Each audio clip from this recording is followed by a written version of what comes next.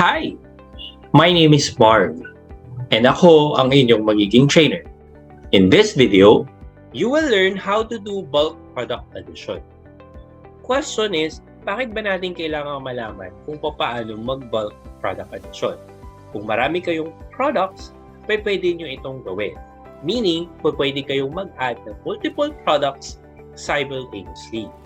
In order for us to do so, i-click lamang natin ang products at products.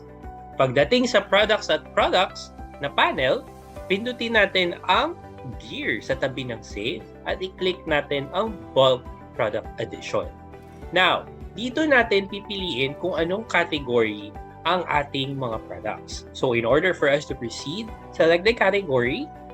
In this example, we will be using baby mittens. Isulat ang pangalan ng product name, ang price, at SRP. Ang price ay ito ang makikita ng customer na kung magkano ninyo gustong iset. Next is ang SRP.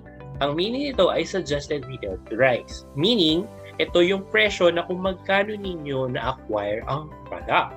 So, in this example, we will be writing 100 pesos and 90 pesos SRP. Kung gusto ninyong mag-add ng isa pang produkto, you can do so.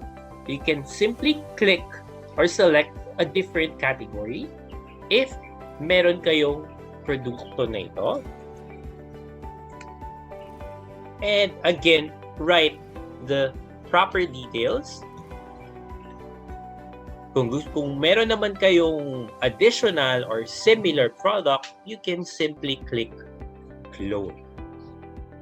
Remember, kung marami kayong produkto, pwede kayong mag-bulk product addition para mas madali ninyo ma-upload ang inyong mga products. This is how you do bulk product addition.